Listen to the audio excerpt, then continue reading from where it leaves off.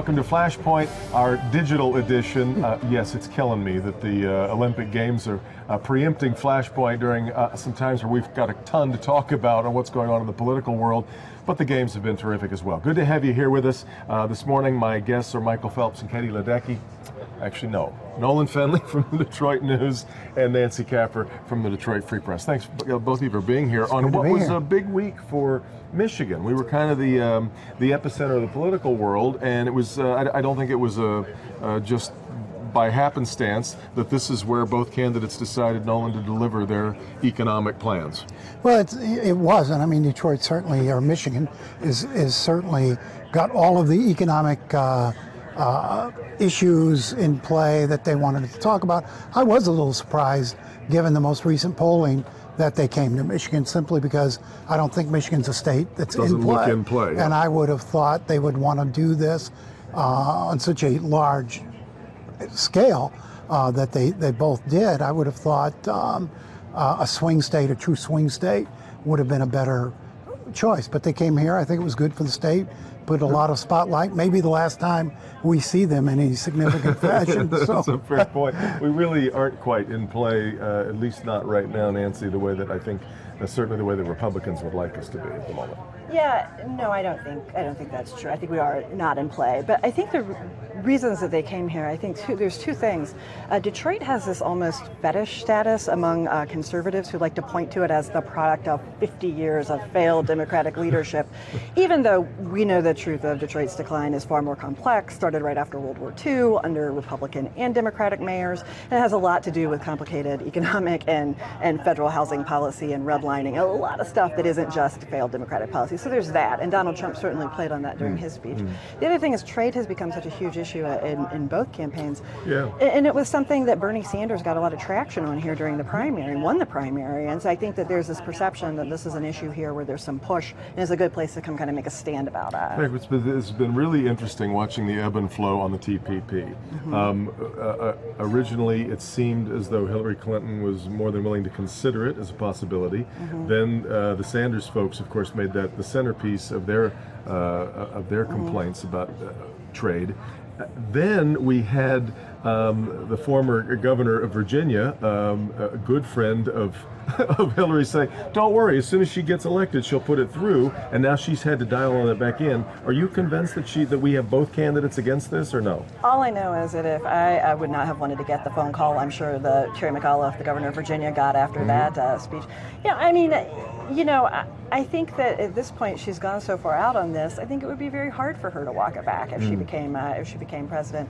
I don't think. I think trade deals are so complicated that it's really hard for all of us to really understand, even us who do this professionally, to understand all the ins and outs and intricacies of them without serious study. I think it's a real easy thing to hammer on an opponent about. I think we have to have trade deals going forward, but on this one, like I said, I think she's too far out. And this is part of this funhouse election that we have, where you've got the Democratic candidate who seems to be the one more likely to support an open trade deal, and the Republican candidate who is steadfastly against it. It's really weird to try and figure out where the pieces are on the board. Well, I think their positions are almost exactly the same. If you believe, yes, if you believe that that's where Hillary Clinton is. Well, I mean, that's where she says she is, and she says it over and over. I mean, it's a complete flop for where she was when the president first proposed this. She was right then, dead wrong now. If you look at the history of protectionism in this country, dating back to the recession and before, every time we've sort of played into the populist fears of trade and in global engagement, it's led to worse economic times in this country. It's depressed our economy. Happened during the Depression, it'll happen now if whoever is elected sticks to this idea that trade's a bad thing. But you must understand the way that this narrative against NAFTA works in Michigan. Of course. You've got a lot of people who feel like there's nothing to show for it here. Well, of course I understand it, but it's and these folks have been beating the populist drum. I mean, Bernie Sanders is very effective on that, but it's just wrong. Now, Michigan is one of the largest exporting states in the country. I think it's number 3, and a lot of that has to do with NAFTA. Some jobs have gone to Mexico. There's no question about it. But a lot of commerce, a lot of economic activity has been created around that free trade agreement. I think it was Sandy Baruah made the point last week that the TPP is going to happen, whether you end up being a signatory, ends up being the other thing. I'm curious as to hear both of your thoughts on whether or not this is a big deal that Donald Trump seems to refuse to want to release his tax returns. It is standard practice, but is that overrated as an issue? I mean, I don't know, most Americans wouldn't want the whole world to see their tax returns. Most Americans aren't running for president. I think it's become an expectation of our presidential candidates. It was a big deal when Romney stalled 4 years ago. It's a big deal now. This man has made certain claims about his wealth and about his business acumen. I think it's entirely relevant to the campaign for him to release his tax information. And I think we want to see sort of the interconnections here. I want to see a full accounting of the Clinton Foundation, and we haven't got that yet. I think these are essential items for the American people to see. Does he have any kind of grounds saying, look, I'm in the middle of an audit? There's been other people who have released their returns in the middle of an audit. I think people my age and younger forget that Richard Nixon's famous "I am not a crook" line was not to do with Watergate. It was to do with whether or not he was cheating on his taxes. I mean, it's become the custom since then for, I think, very good reasons. I think we want to know that people are representing themselves honestly. I think it's also good to understand if people are preaching one type of tax policy for themselves, for the world, and doing another thing themselves. It tells us a lot of stuff about a person. And like Nolan said, not everybody's running for president. It's become a condition in the last several decades. I think there's all sorts of information a typical person wouldn't release that a presidential candidate should, including health records. I think we should know about the health of these two candidates. Including regular people aren't followed around by the media for a year and a half. I mean, it's not You put yourself in that position. It's a different thing. Well, then let's move on to what I thought was the most interesting thing said by either of the candidates this week, and it was not Donald Trump saying that Barack Obama was the founder of ISIS. In fact, I thought that showed where we are on this race, that as soon as he said that, which to me was clear sort of a figure of speech hyperbole, and then I look up and CNN is fact-checking it, and I thought, wow, we've really run off the rails. There is. He was in an interview after he said it. A conservative host tried to say, well, you mean that he created this with his policies? And he said, no, I mean he's the founder. He's the founder, which is really weird. I mean, it was a little weird. I thought the more interesting thing, though, that was said this week was on CNBC. They were talking about creating and repairing America's infrastructure. And Donald Trump said he thought it was a good time for the U.S. to start borrowing more money because interest rates were as low as they could be. That is not exactly out of the conservatives' handbook. It's not, and I wonder how, we don't pick up on things like that, though, because they're more complicated and they're not as sensational. To think to the average voter or average viewer, the stuff about ISIS, the stuff about Second Amendment people, those things we can put our hands around that. And it's sort of jaw-dropping. This is a little bit more like, oh, that's an odd position for someone like him to take. It's not wholly an odd position if he was talking about refinancing the debt, which a lot of people are starting to say, look, interest rates may not be this low again. We might want to go long-term here and refinance this debt. Is that what you took it to mean? Well, I mean, that's sort of been a push, not just with conservatives, but with other economists who are looking at this and saying this might not be a bad time to restructure and in the process borrow money to pay off some things, because you're not going to see interest rates this low probably again for a generation. I can't imagine we would. Back to the comment about the Second Amendment comment. Was that way out of line, as some people said, or was that just sort of what we've come to expect? I don't think he was really calling for people to go out and shoot a future President Clinton. I think he was making a horribly ill-advised joke, and I think it's the kind of thing that he has shown again and again that he can't control himself. That he says that there's stuff you can say to your friends when you're clowning around, though I don't think anyone should say that. You can't say when you're running for president. You had a terrific Facebook post, though, that goes back to the 12th century for a prior example of this kind of talk. I'm so pleased you're calling it terrific. I liked it a lot.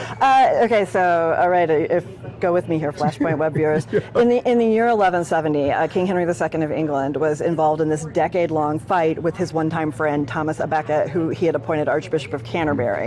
It was a very complicated fight, and I'm really not going to get into it. But Henry, apparently blowing off some steam, he was known for having a fiery temper, said something along the lines of, "Won't someone rid me of this troublesome priest?" 4 of his knights popped off to Canterbury and murdered Thomas à Becket in the cathedral while he was praying, shocked Europe. Henry was apparently genuinely remorseful. But the point is, you can't say stuff like this when you're the boss. Your words have a different weight. And worse than, so Thomas à Becket was murdered, but Henry had been trying to develop a non-ecclesiastical system of government, the foundations of English common law. And because of this murder, he wound up having to roll back a lot of the policy he had tried to implement. It was disaster on every level. Splendid history lesson. What would you make of that comment? Here's what I think. I think if Donald Trump could help his campaign enormously by taking a month off on vacation, not being seen or heard, I think he would rise in the polls, because meanwhile, while all this flurry was going on about stupid comments he made, I don't know, tongue-in-cheek or just plain ill-advised, but clearly distracting from the message he wants to deliver. Meanwhile, you had some very good reporting going on last week by CNN, the Wall Street Journal, Washington Post, taking a look at the connections between the Clinton Foundation and the State Department while Clinton was running it. And this is some very serious business that the FBI asked the Justice Department to open an investigation. The Post says the Justice Department refused. There's some real concerns here that Hillary Clinton should be asked about and has an obligation to answer, but because Trump keeps drawing the spotlight to himself with these ridiculous remarks, she gets off free, which goes to my a contention I'm coming to, or a position I'm coming to more and more, is that I think he's on their payroll. I do. I can't imagine anybody doing a better job of boosting her campaign than he has. Yes. I also want to clarify, the Washington Post article that Nolan's talking about also said that there was no evidence that any of these emails or that there was a request for a meeting. There's no evidence the meeting happened. The person who the meeting was supposed to be with says he was never contacted. I mean, there's not a thing that says these things happened and they resulted in this. No, what they do say is there's some very curious things going on here that would merit an investigation under normal circumstances. If this were happening in a private company, they wouldn't wait for the conclusive proof to be dropped on their desk. They'd open an investigation. It's insider trading at the highest level. Well, or the Justice Department looked at it and decided there wasn't enough there. I mean, that's not the indication that report gave, or the CNN report, or the Journal report. While we're following things down the rabbit hole here, there's also the conspiracy theorists are having a ball with a very strange murder that occurred of a 27-year-old DNC staffer. It doesn't seem to be very explicable. Doesn't seem to have been a robbery. Julian Assange went on Dutch television this past week and seemed to suggest that he was a source for WikiLeaks.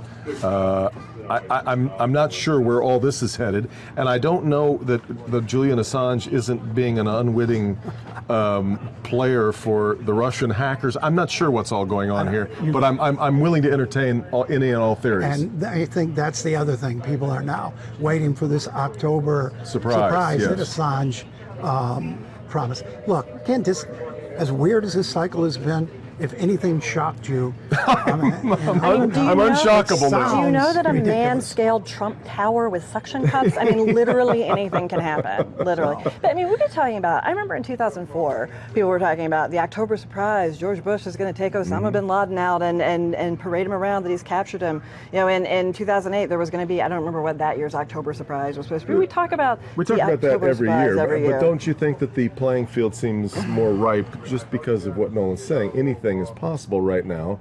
I can't imagine the list of possibilities over the next 3 months. And what Assange has already done in terms of showing a willingness to interfere in this election, dropping those DNC emails. Eagerness even, not willing. Yes.